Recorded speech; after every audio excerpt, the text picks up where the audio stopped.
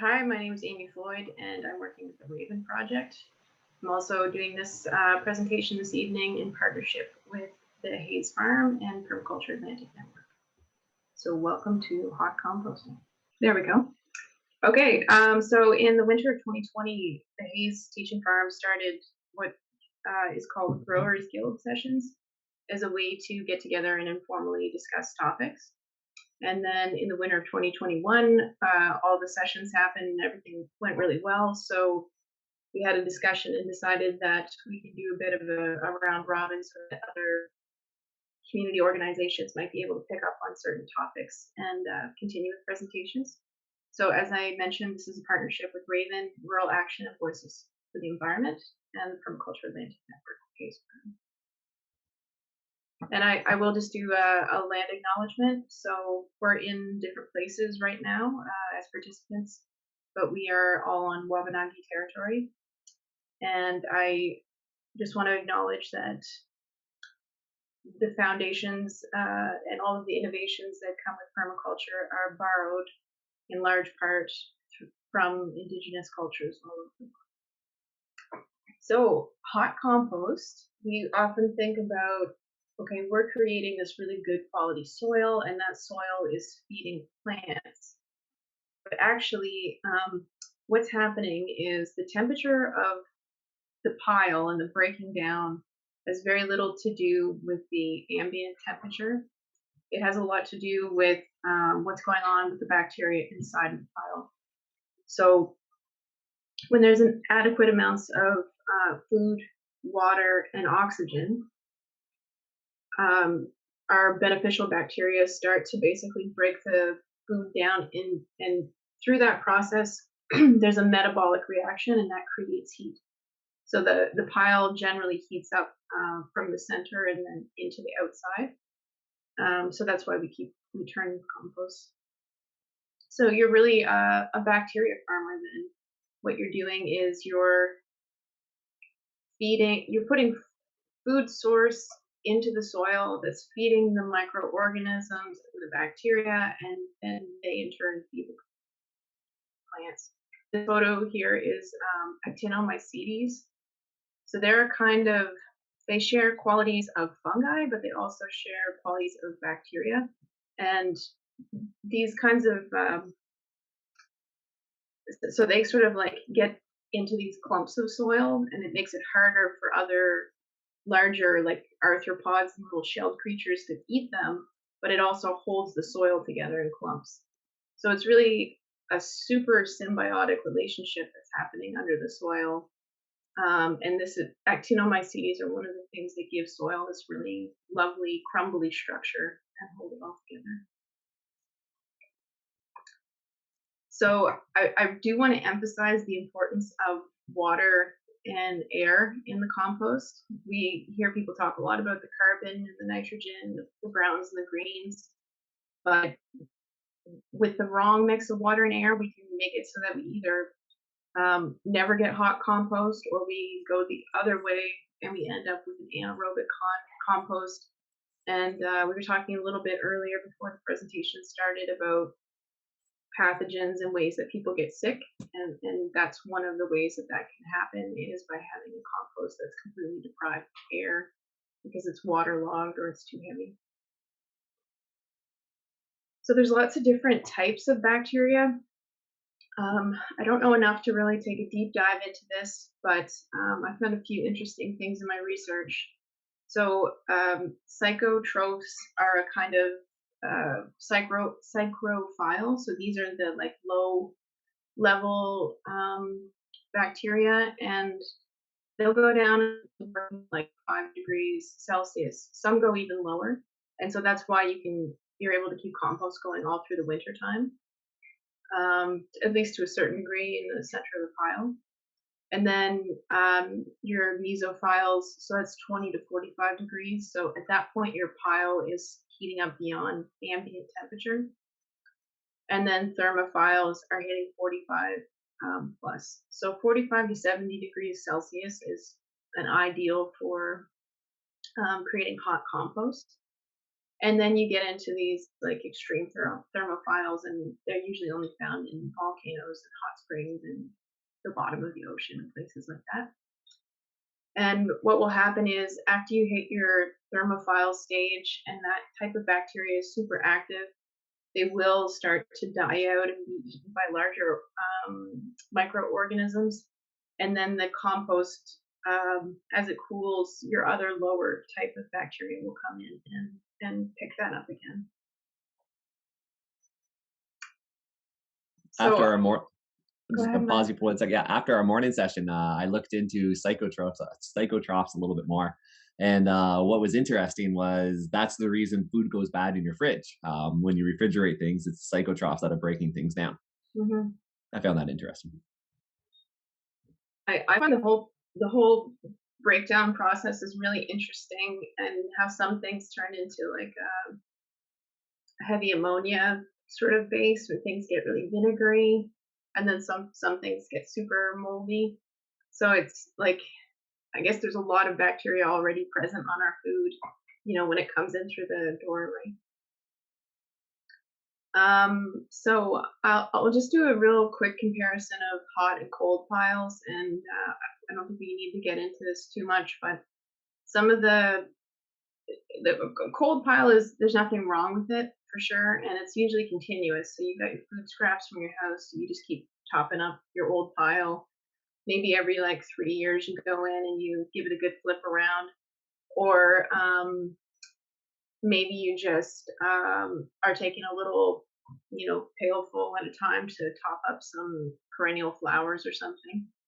But it's quite difficult to build any amount of soil, or not soil, but compost with the cold pile, and it's quite a bit slower. So some of the less amazing things about it, it's a good place for animals to end up. So mice and voles and anything like that, squirrels getting into it that you may not want. Um, Disease can get transferred. So tomatoes, I find, are particularly finicky and can spread uh, into new plants if you put it all over. Mark was telling us this morning about some alternative theories that are speculative at this point about that. Yeah, that's in a book by Heidi Hermery is the author's name.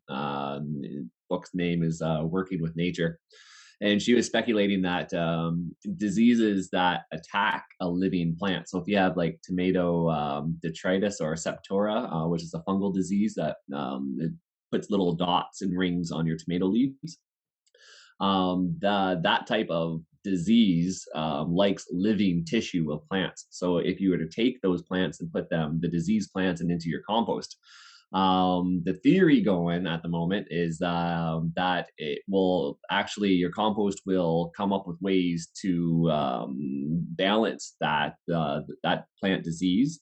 And it could, in theory, create an inoculant that, if you were to use that compost again, that finished compost, mind you, on tomato plants, it might provide a bit more of a disease resistance to that into the future. So I've read conflicting reports on putting diseased plants into the compost. And I guess I'll just make a note then about sort of cooling or resting compost. So with a cold compost, you're just kind of usually straining out any big bits like avocado skin or banana peels that are left. And you can kind of shake everything else out into your new bed. But with hot compost, um, let's say it's working sort of 3 weeks to a month, it would be ideal to let it cool and rest for at least another month. And part of that is because you have those bacteria that are working at that higher temperature level, and you don't necessarily want that stuff right on the roots of tender plants. It may also be like that the nitrogen ratio is a little bit high in the beginning. So some of that stuff will kind of leach down through the bottom of the pile as it rains and whatnot. And it'll be a little gentler when you put it on after that. And just a little bit to get people thinking about how we're going to do everything. So I will go into detail about each one of these sections. But doing a compost well takes a bit of planning for hot compost, and that's mostly because I recommend people do the batch method. So you get all of your materials ready. If you have carbon, you've got to keep that relatively dry, I guess, is ideal. It's not the end of the world if it gets wet, but get everything on site. And to do that, you got to decide what's available locally, what's free. Figure out how you're going to do your piles, and then find the right spot on the property. So you don't want to put it so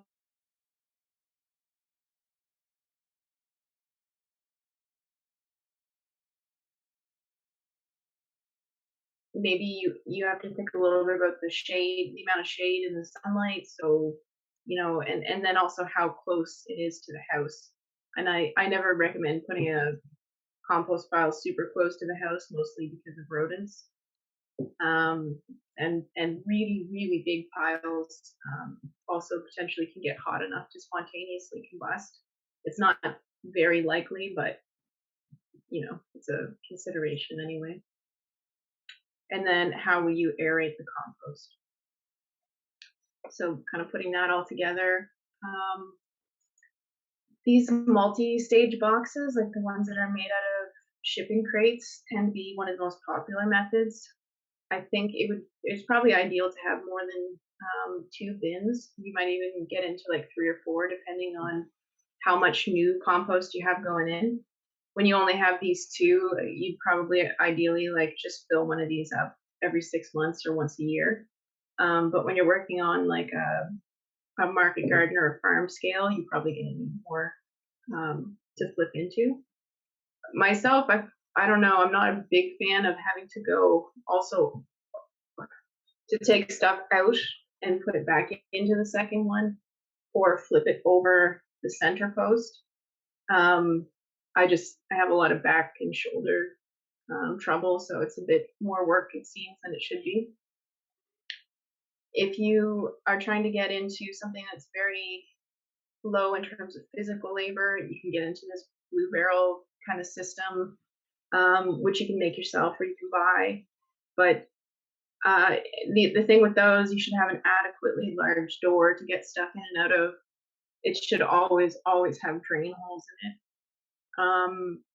And it's not really quite large enough for hot compost, but if that was your only option, at least by spinning it, you might be able to get it to break down a little bit faster. I worked at a place in BC, and it was a really remote mountain lodge, and so this Canadian mountain holidays had like competitions, so you could do like environmental projects there. So I think one of them was around their septic system, and then the other one was about food waste. So because of course getting garbage off of a mountain in a helicopter is kind of a pain, and so they had one of these barrel turning systems that was like probably the size of, I don't know, like a 1-ton truck or bigger. So you had a handle that was like this big on the end, and it almost took like a couple people to give it like a big rolling crank. And then you were kind of like hoping, just the momentum would take it for a while. But it's pretty neat to see them happen on that scale, which, that could be something that can happen in a neighborhood maybe. Just gonna see if we have we got a couple other people on the call. Awesome.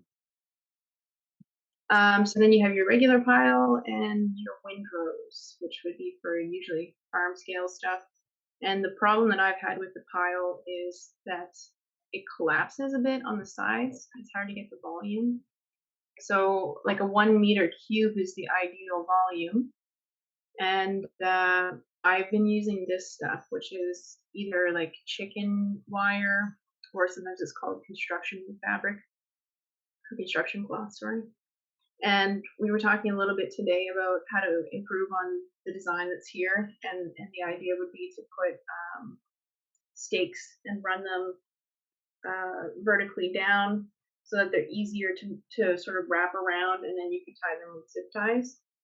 Um, on my pile, we had cut some of them and then just took these sharp ends and bent them back on themselves. But as I'm like opening it and reworking it, I'm finding it to be kind of a hazard with all these sharp things all over the place. Um, it is really great because it lets air and water in. Um, if you have some real incredible downpours for like 2 or 3 weeks at a time, you may have to open it up and flip the pile and rework it. Um, but somebody on the call this morning said that because they put those sticks in, they're also able to put a flat top on it. I don't know what he was using, maybe plywood or something. And they definitely don't keep the animals out. I've just been watching squirrels come and go, and we have some real fat ones around now, but they've just become part of the ecosystem, I guess. So considering the carbon to nitrogen ratio is important, but I would also tell people not to panic about it. Um, this there's different lists. They probably all vary a tiny bit anyway. One of the things to keep in mind is like, so your carbon is your browns, your nitrogen is your greens. Things like, let me see, actually, surprisingly, things like, yeah, anyway, sorry. Um, Paper products, anything that has a woody core to it initially is going to take a really long time to break down. Like sawdust is like 200, 750, sorry. I would really be cautious about putting sawdust in because it tends to just like get wet and form like a giant pancake, and then you can't get air or water through that. I've been using hay, which I found does dry out quite a bit, and I've also used softwood wood chips because that was just what was available at our local mill, and I was really happy with the wood chips. I thought they did a great job. And if you want to use them later on for shrubs and trees, it's a really good way to increase the amount of mycelial and fungal growth in them. Gardens don't tend to like that as much. I don't know, Mark, do you know of any like annual vegetables that are really want to grow in a fungal soil? Well, funny you should ask. I wanted to jump in there, but I was like, oh, should I? But so in our greenhouse over at Hayes Farm, where it's located at, we had to build raised planters because the soil there wasn't good to just grow in. So we built these raised planters. We experimented with different heights. Some are about knee height, and one's about a few more waist heights. But we put applewood down at the bottom, and then some brewer's grains, and then backfilled with topsoil and compost. And anyway, we ended up creating a very high fungal environment into our hoop house. To balance that this year, I'm going to be brewing a whole lot of compost tea and applying that weekly in order to get the bacteria level up. But as a result, though, growing in that hoop house last year, we grew cucumbers, tomatoes, eggplants, peppers, the usual hot-loving suspects. Yep. The eggplants and peppers did fantastic in the high fungal environment. Tomatoes, which is the same family, didn't do so well. We ended up with that tomato detritus or septura on it. The cucumbers didn't do so well.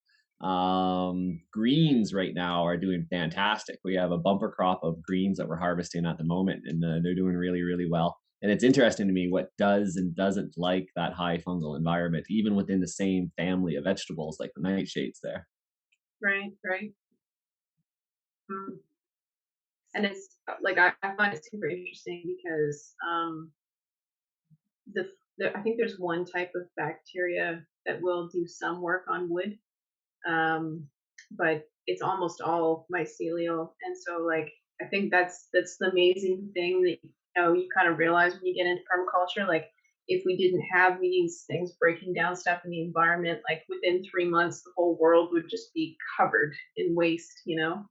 Well, that's the reason we have fossil fuels in the ground, right? Because the type of mushrooms that decompose wood didn't exist for thousands, if not like hundreds of thousands of years Right, previous, and so all the wood just accumulated and then became fossil fuels, and that's why it's a non-renewable resource. right. And the mushrooms, though, that we grow in the hoop house are amazing. We have turkey tails that are popping up right now, and I've been using those to make and brewing tea with and whatnot. It's been great. Yeah. It's amazing to me how many things taste good that I just spun around. I think it's gonna taste terrible because it doesn't look right, and it makes it just a lovely tea. Um, so if you feel a little bit stressed out about looking at these carbon to nitrogen ratios, because then you also have to, you have to sort of eyeball stuff or weigh it and volume wise, what is like a couple of pails of nitrogen to a garbage bag of leaves, like don't let that keep you from trying it. Do some experiments.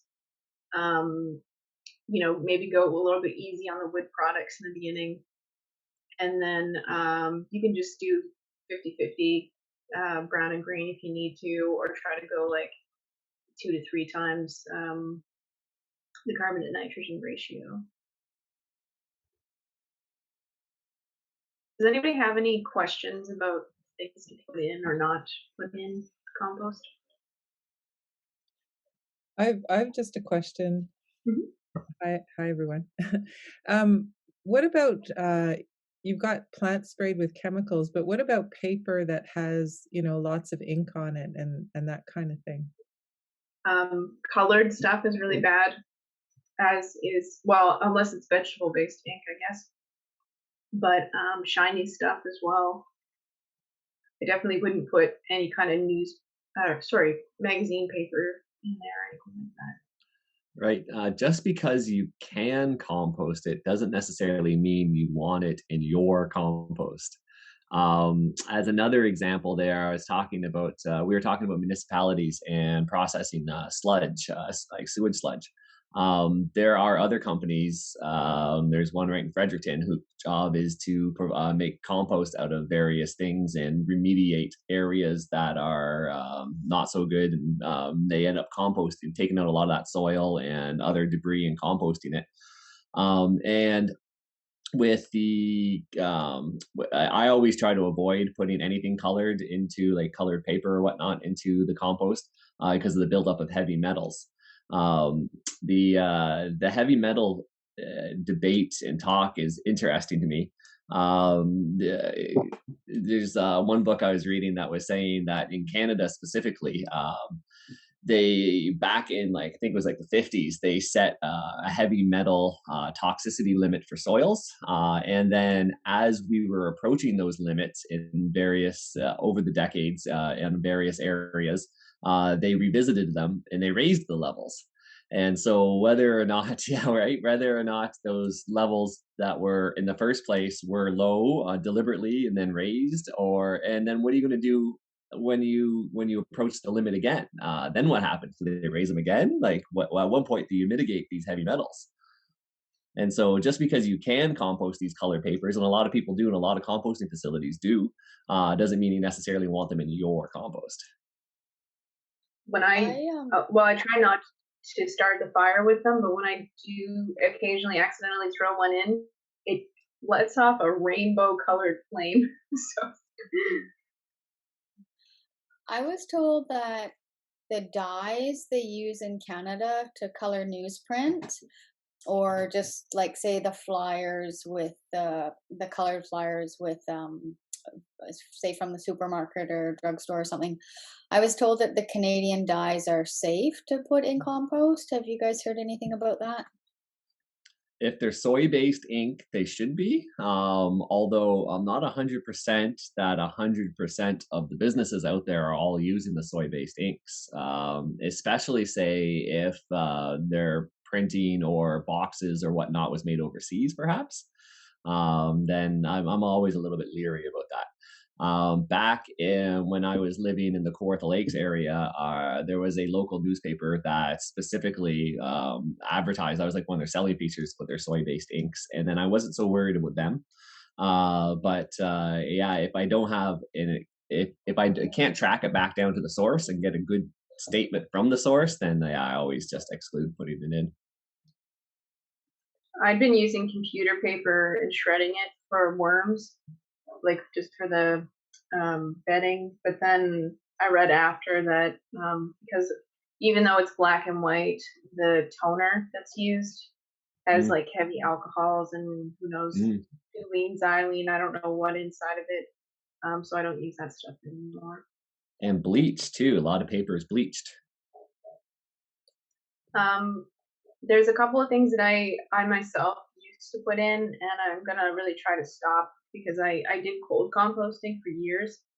But now I'm really concerned about like oxidized oxygenation. It's been a long day.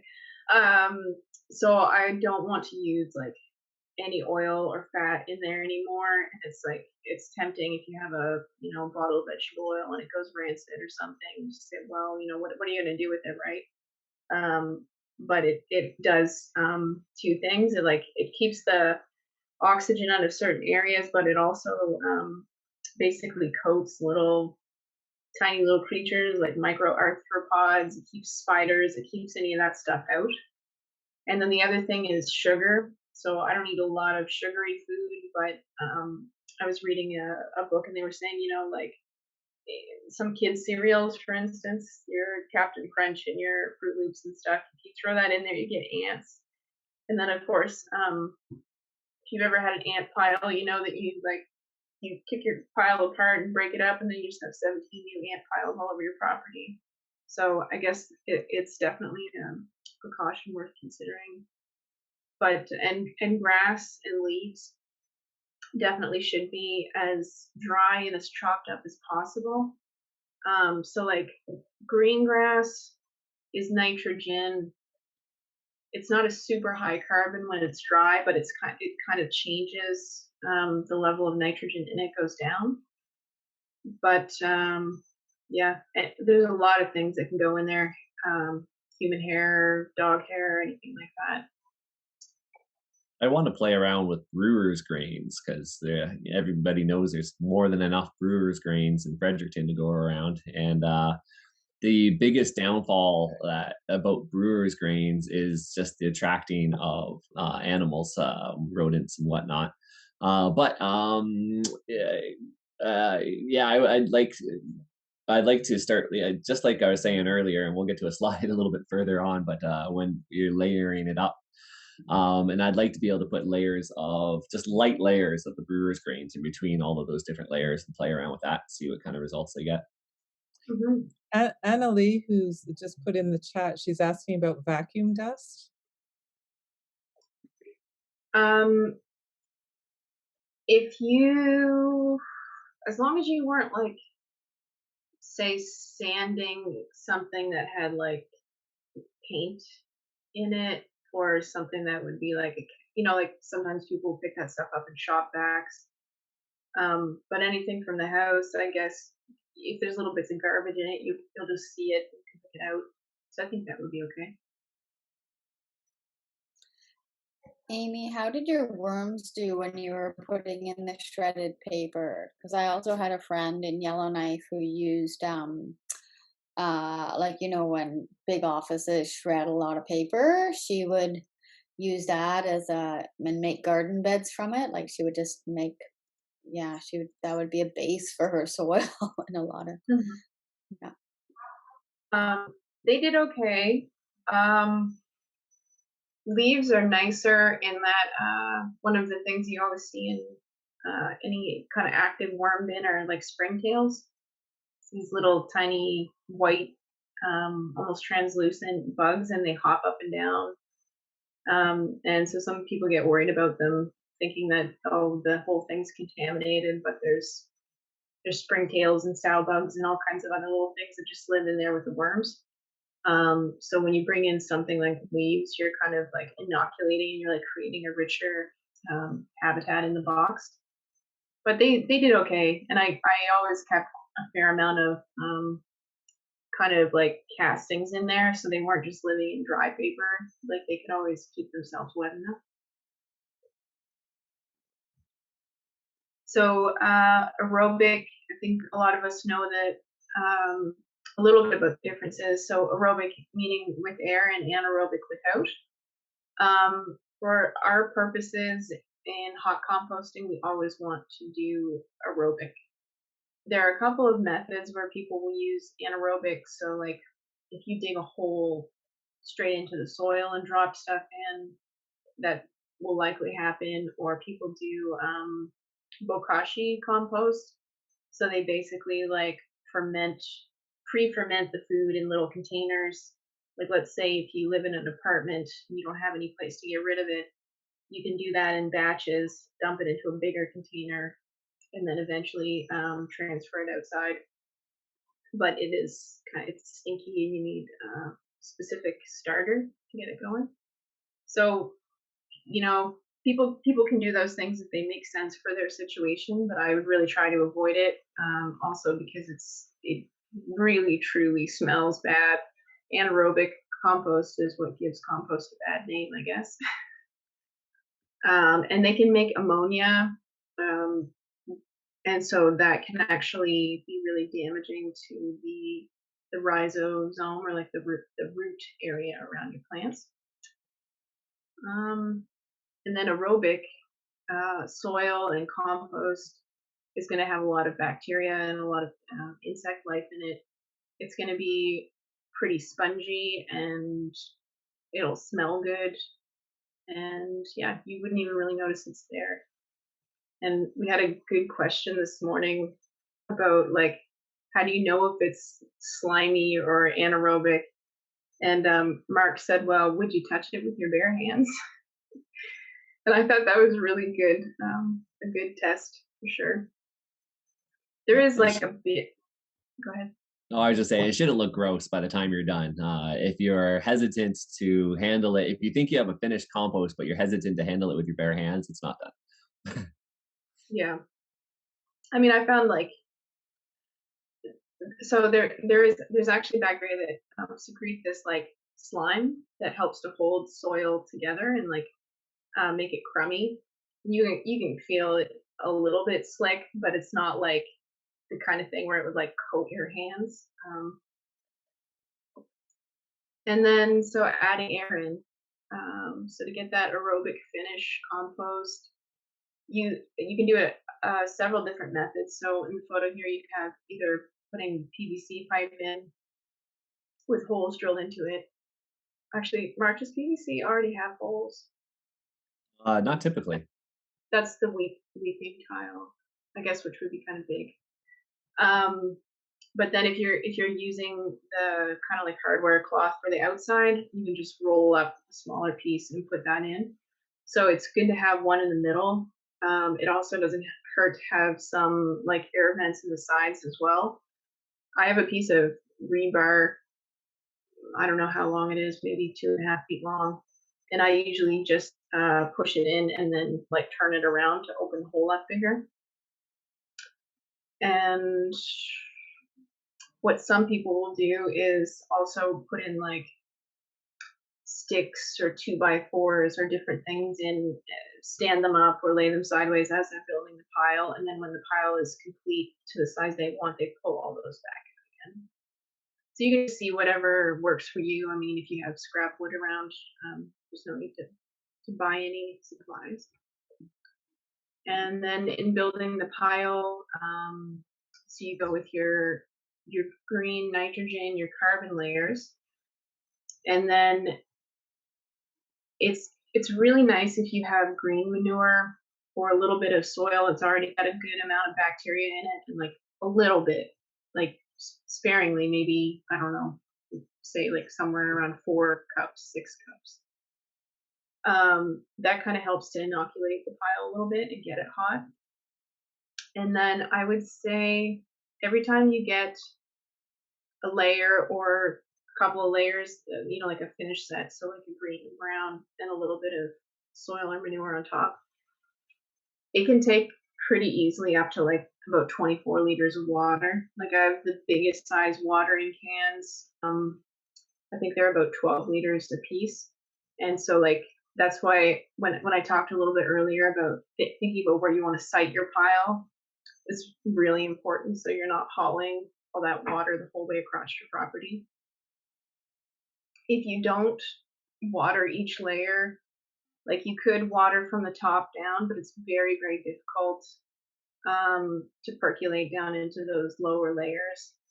And if it's not wet enough, what happens when the ambient temperature gets really hot out is that the bacteria inside just sort of they kind of desiccate, and so they either will go dormant or they'll just die, and then your pile will cool off again wherever it's left off. And I I also like to go ahead. Nope, go ahead. I just want to say I usually put carbon on the top as the last layer just to try to keep some moisture inside of it. Fantastic. That's exactly where I was going to pick up at. I like to play with the shape of it too.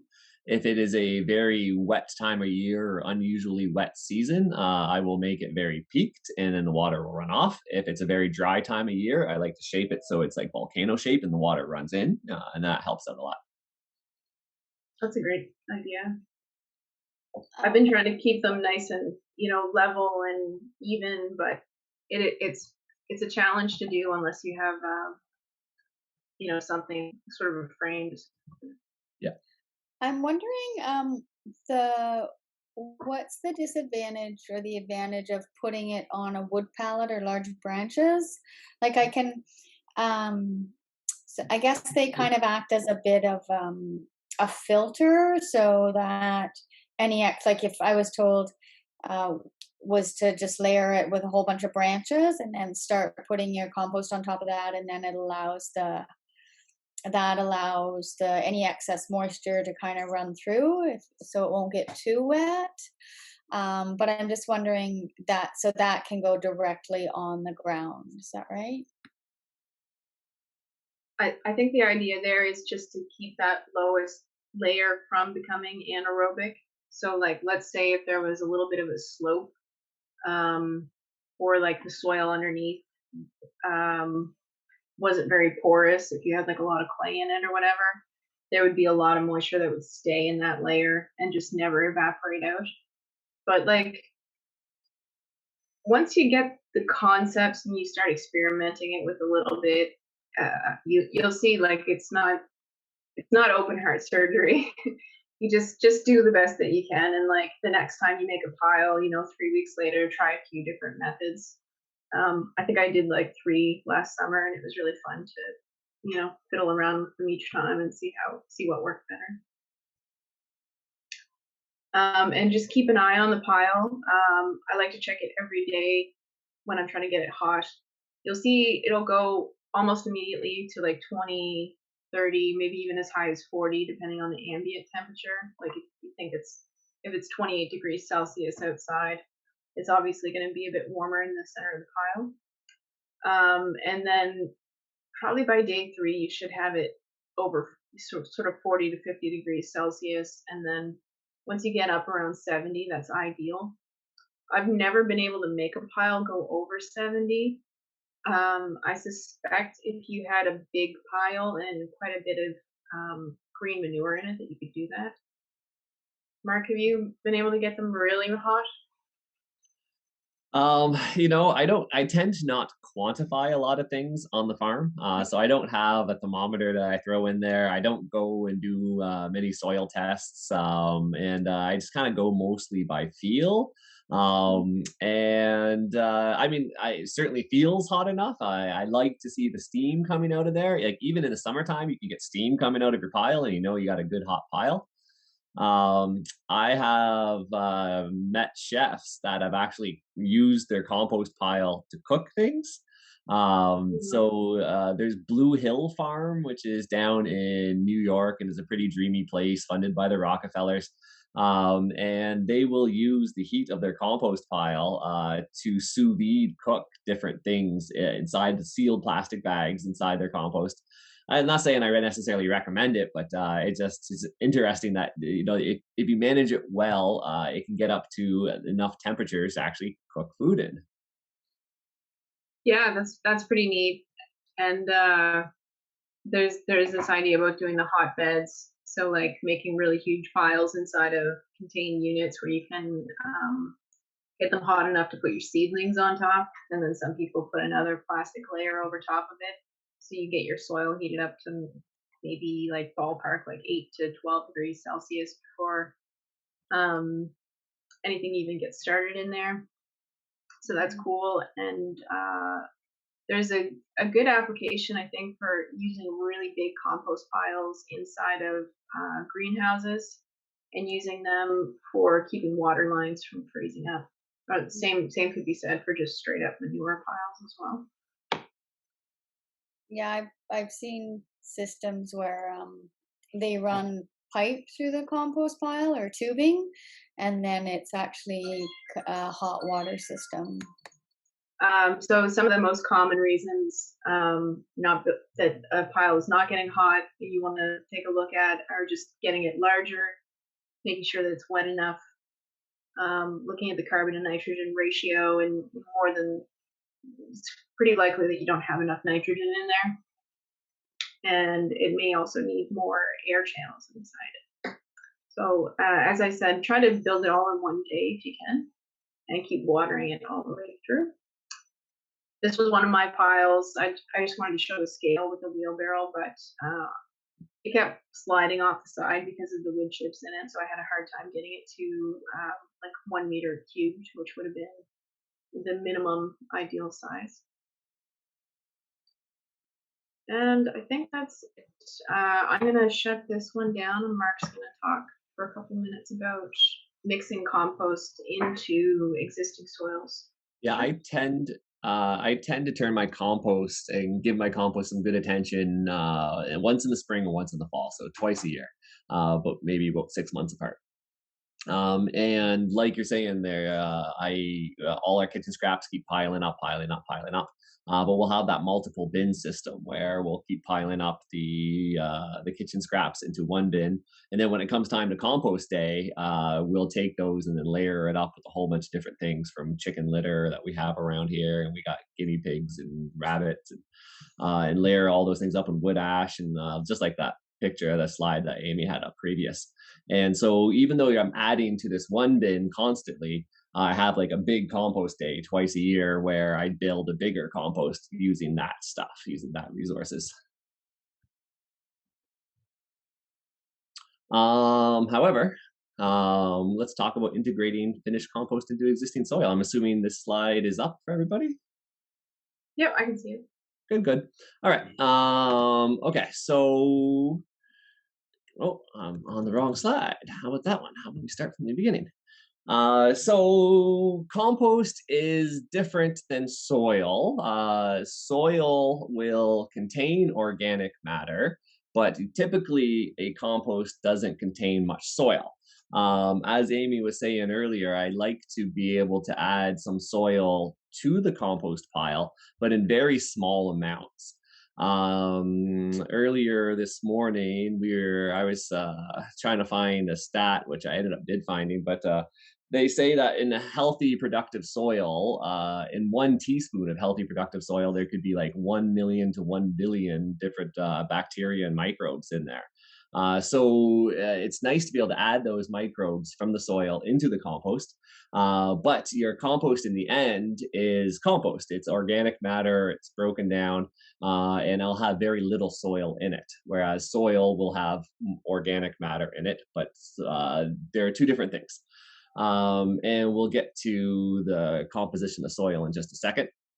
But first, I wanted to talk about the composting method here that we're talking about, which is often called the indoor method, INDORE, indoor method, which was popularized by an English fella who was in India in Indore. His name was Sir Albert Howard, that's who invented this modern composting system that we're presently talking about. Because it doesn't really happen in nature, right? Nature will, of course, break down leaf litter, but that is more of almost like a mulching type system, and not a composting system where you have all these different layers of greens and browns and greens and browns. That doesn't really happen in nature. So this Sir Albert Howard fella working in India, he gets the credit for all this, the modern composting methods, but I'm pretty sure he kind of gleaned some information off the locals in the area. And that's how we get our kind of modern composting system that we are presently discussing. If anybody's ever tried to grow crops in just a bucket of compost or just a purchased bag of compost or whatnot, you don't get great results. The compost is very loose, very porous, drains very readily. And so your plant roots will go down, but they don't have enough substance there to really support a strong plant. And so you might be able to grow what appears to be a nice plant in the compost, but you get a windstorm and that plant just kind of topples over because there's not enough roots and not enough substrate in order to anchor it down. And the compost, 100% compost, tends to dry out quickly. Of course, if you have a big giant pile, there will be some moisture in the middle. But if you just try to grow a plant, like a tomato plant, say, just in like a 5-gallon bucket of compost, pure compost, it will tend to fall over in that soil. That compost, not soil, that compost will dry out quite quickly. And it's difficult to grow a plant in 100% compost. So where compost really shines is in when it interacts with soil. Here is a very simple kind of explanation of soil, which is just broken down into 3 main components. I like the simplicity of this one here, which comes from soilnet.com.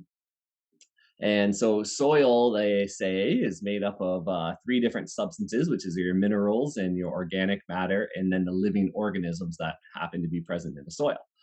And each one of those factors, components there, is important to determine the type of soil that is present.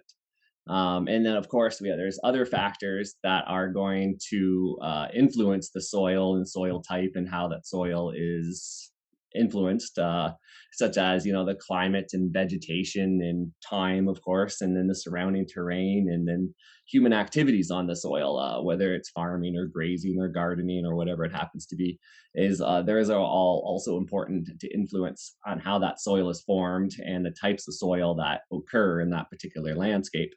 But overall, you're talking about 3 main components of soil, and the compost comes in as number 2 there, that the organic matter. And when you mix that compost with soil, that's when the magic starts to happen. So typically when you're talking about soil, you're talking about sand, silt, or clay. And I just wanted to throw up this slide. You've probably seen this before. This here is close-ups, magnified shots of sand and silt and clay. And you should note the magnification here, where the sand is at 10 times and the silt is at 10 times, where the clay here is at 1,000 times. So the sand on one end of the spectrum, very loose, has lots of drainage, almost too much drainage. Again, just like that compost is very easy for plant roots to push through. But because that soil has so much drainage, every time water runs through it, it's going to lose nutrients. It gets easily leached away. So there's not much nutrients available for plants. But on the plus side, sandy soils are difficult to compact and will tend to warm up rather quickly.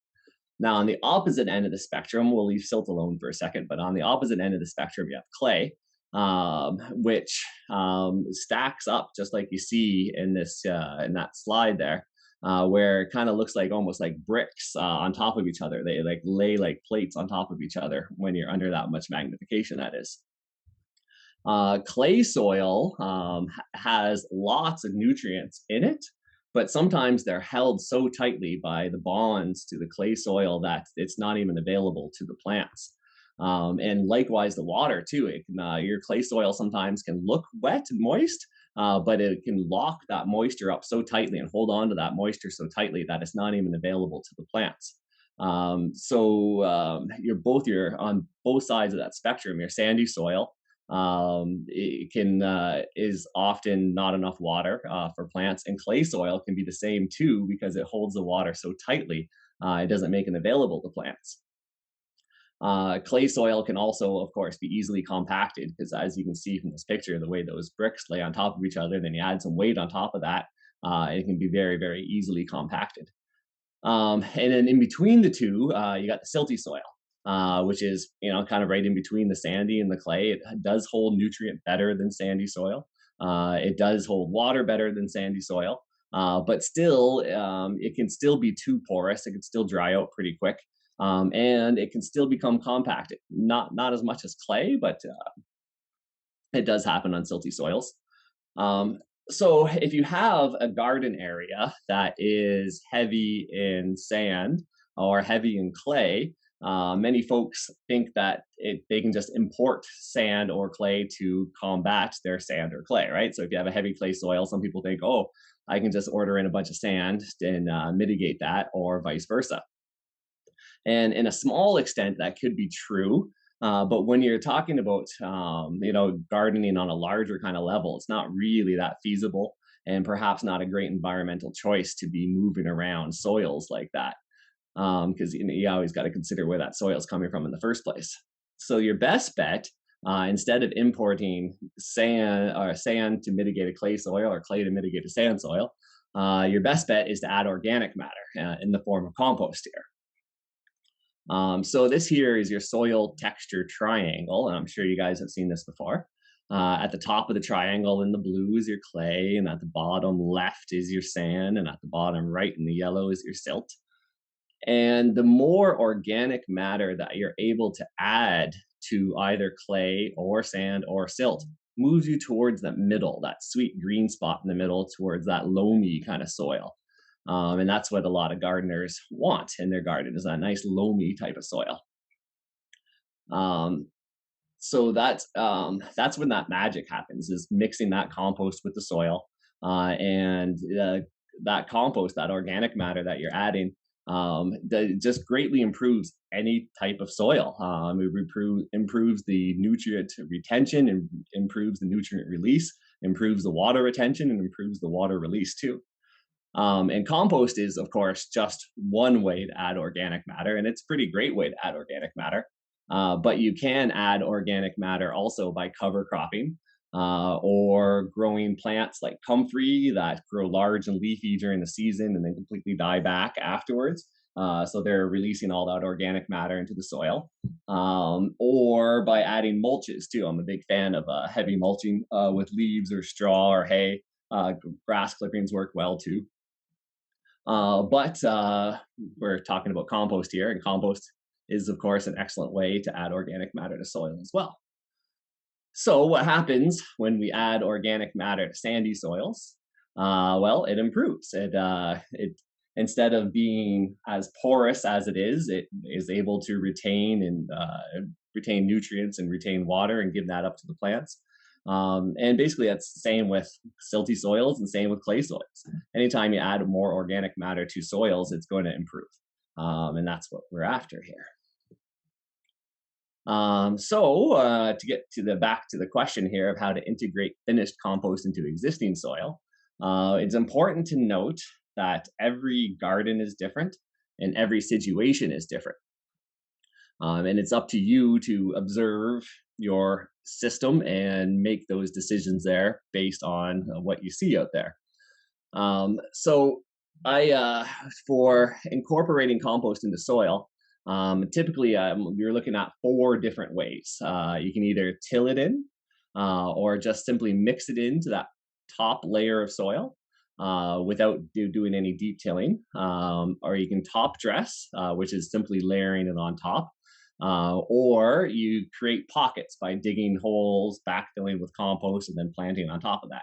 So let's talk about more of those a little bit more in depth here. So the tilling, I like to practice regenerative farming. I'm a very permaculture-minded individual. So I don't like to till very much, but I will till a garden once in order to establish it. And then after it's established, I don't like to till it ever again in its lifetime, ideally, if everything works out and you're staying on top of things. Now, when I say I like to till it once, what I mean there is like one round of tilling. And so a round of tilling could look like a primary till, followed by a secondary till, and sometimes even a third or even a fourth till if it needs it. Depends on how much organic matter is in the soil. Depends on how much plant matter you're trying to incorporate. And it really kind of depends on your individual garden soil, and the equipment you're using is another one. Your ideal is to not use a rototiller. However, on a small scale, that's often was what available to you. Back when I was managing a 10-acre field for market gardening, we would use chisel plows in order to break it up. We would also use discs and then cultivators as opposed to a rototiller. When you rototill, it does bring a lot of nutrient up to the soil. You're incorporating a lot of oxygen, which creates a flourish of bacterial growth, but you can also create a hard pan underneath it. But if you only rototill just that one time, that one round for that primary and secondary, maybe even third kind of tillage, it's not a huge result. But if you keep doing, or not a huge impact on that, making it that compact soil underneath it. But over the years, if you keep trying that method, you will have less than great results anyway. So if I'm going to till in compost, I like to till it in on that very last till, and then incorporate it well that way, and then literally never till again. But after you're done doing that, perhaps into the future, you want to add more compost yet. So in that case, I like to use, yes, thank you, Misty. Do you want to jump in and talk a little bit more about that? Sure. So the ground and the soil naturally stores carbon. So some science experts have said that it's not so much fossil fuels that's causing climate change, but the great rate that we are disturbing the soil. So every time we clear cut or even use tilled plowing, like in the agribusinesses, all the carbon that's been stored there for sometimes thousands of years is getting released into the atmosphere. So they are recommending a no-till, which is then their machines. They, you see the machines that go behind the tractors and they just turn up all the soil. Well, these machines just go and it's like a fork and it just digs little holes, and then the seeds go in the little holes. So it's I think you mentioned that, Mark, just that alternate way. So planting within the soil without necessarily turning it over. Right. And so that's a seed drill there you're talking about. And that is a wonderful, wonderful system after that garden is established. Well, it depends. Again, every garden situation is different. I've worked a lot in different garden patches with very aggressive grasses like twitch grass and couch grass and quack grass. And if you try to grow vegetables in there without tilling and without remediating those grass roots first, twitch grass in particular can rob up to 70% of nutrients and water from your plants. And they can really choke out your plants. And so I've tried not tilling at all and establishing the garden. And now where I'm at personally is just that one round of tilling. And then that's it. You're done for the rest of your life of tilling in that garden. And it seems to be successful from in my situations anyway. So that's the tilling method. And I was also mentioning, and I'm a big fan of the subsoiler. I have a subsoiler attachment on my BCS tractor, and I'm a big fan of that subsoiler. So anyway, that's first method is how to incorporate compost into soil is you can till it in, but it's not something I like to do often, only once in that garden's life cycle. The next method there is, like I was saying, straight compost isn't great to grow in. So the next method you can talk about is just incorporating it into that first 2 or 3 inches of soil.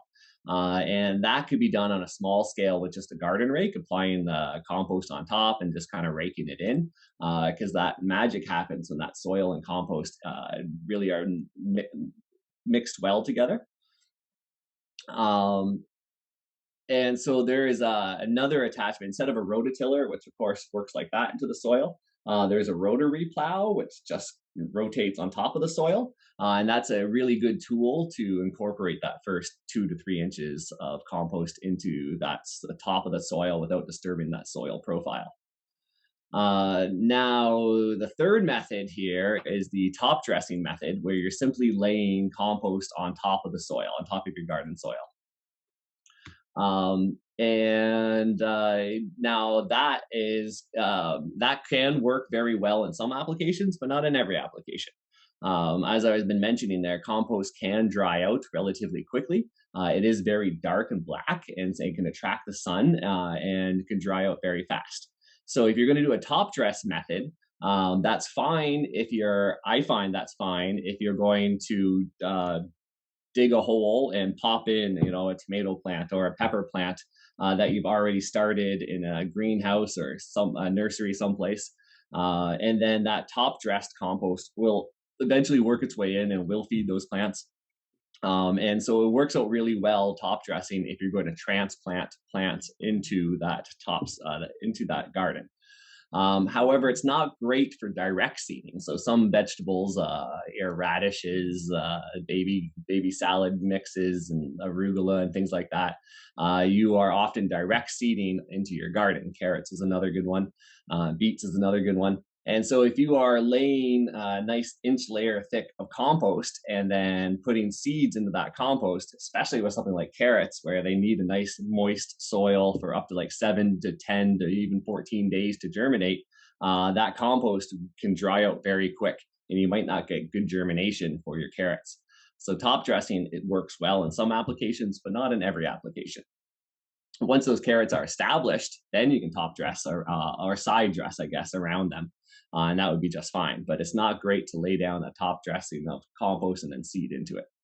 And then the final method I was mentioning there is just applying it in pockets, where this is often works best for trees and shrubs and that kind of thing, where you're digging a hole. And I often like to, if I'm going to be buying in a tree or shrub, I like to dig in a hole about twice as big as I need it to be, and then mix that soil with compost and then backfill that back in.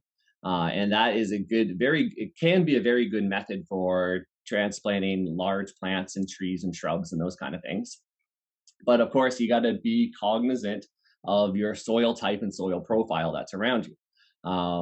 At Hayes Farm, we grow in a lot of clay soil. So our clay soil, and we tend to be a wetter type farm as well. And so what can happen there is if you dig a nice size hole in order to put in, say, a young apple tree or something like that, and you are putting in compost there. And first of all, if you just put in straight compost down into that hole, what you're essentially doing is creating a pocket for a lot of that water to run into. And so that compost can become quite saturated. And that can be fine if you are planting a tree that really likes wet feet and likes a lot of water. That could work out really well for you. But not every tree, not every shrub does like that wet feet and a lot of water. So you got to be cognizant of your soil type and your soil profile around you as you're digging that hole. And that's why it's nice too to take that soil that you've dug out and then mix that with compost and put it back in. That magic, as I was saying, that magic happens when that soil and compost kind of comes together. And you're less likely, if you do that mix, to have such a waterlogged area, although that still does occur in some cases. So you just got to be cognizant of your soil type and soil profile as you are trying to dig those pockets in for plants. And that's about it for me as far as integrating finished compost into soil. Does anybody have any questions with those methods or any other methods that you have tried and to integrate compost into soil? I have one question because there's a lot of, a movement about school gardens and a lot of raised bed stuff. And when you go to these sites, the soil is super compacted. It's just a bunch of fill dumped in there back in the 70s, and it's like concrete when you try to, get through it. And so what they're doing basically, you would just be filling this bed with compost And so, like, to get the texture right, to make it friable enough, would you recommend dumping fine silica or sand, or like what would you put in there to make it a better growing medium? I'm always reluctant to bring in outside soil, always. So I would just mix with what is already there. That's always my approach, almost always, unless it's contaminated, of course. And then I take the long term approach. I mean, at Hayes Farm, we started with heavy clay soil. And it was often compacted in places. It used to be a dairy farm on heavy clay soil. So you got all these dairy cows walking around on it. And it's taken us a few years, but we're finally getting to a place where I'm pretty happy, at least in different pockets of the farm, where I'm pretty happy with our soil right now.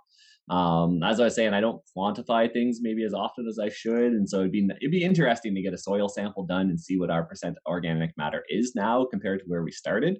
Um, but I'm pretty.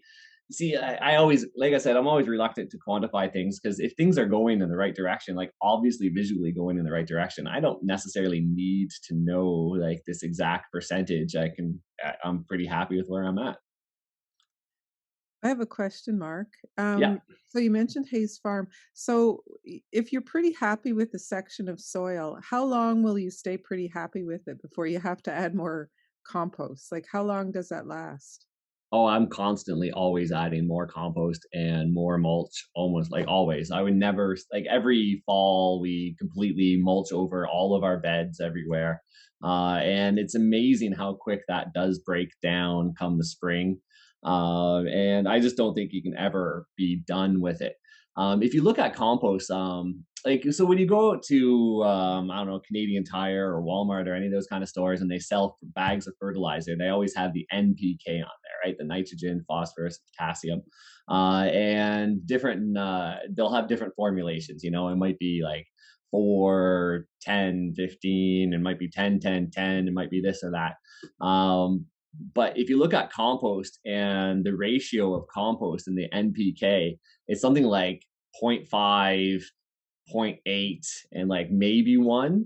And it's so low that, well, on one hand, okay, from a conventional point of view, viewing it from a conventional point of view, it's so low that under the Canadian Fertilizer Act, it can't even be sold as fertilizer.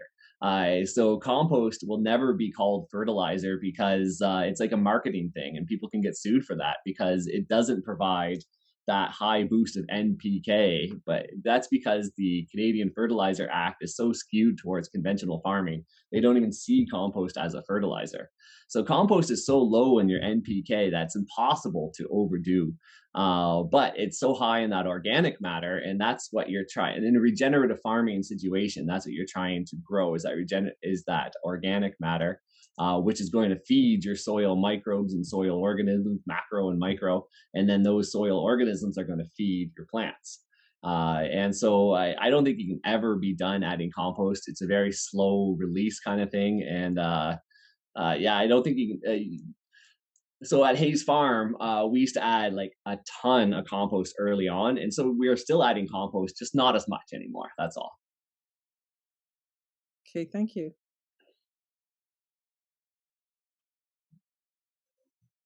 I introduced myself in the beginning, and I don't think I said, but I am working on food security in the Upper Nashua Valley. And I neglected to introduce Susan, who is on the call and is the lead investigator of the Raven Project. And Susan's been offering loads of support and helping out with tech and getting everything arranged for these calls. Well, thanks, Amy. And I should say, not only am I a big fan of Amy, I'm a big fan of Mark and the Hayes Farm too. We've done the CSA for 2 years, and I just love going up there every week. It's just such a pleasure to see things grow. And that's why I asked you that question, Mark, because I'm always interested to hear how you make it work. It's been very challenge. It's been an interesting challenge at Hayes Farm. I've never had to work with such heavy clay soil and compacted soil to start with. When we first started there in parts, like I said, I like to do one round of tilling and that's it. There is one of our fields where it slopes down, and after that first till, like you could smell the anaerobic soil. and it stunk. And we tried to grow plants in there that one year, and they did terribly. But now that is a very productive part of the farm, and it didn't even take that long. I mean, we started at Hayes Farm in 2018, and here we are in 2021, and we've taken anaerobic soil and made it into good garden soil, and so things are coming along.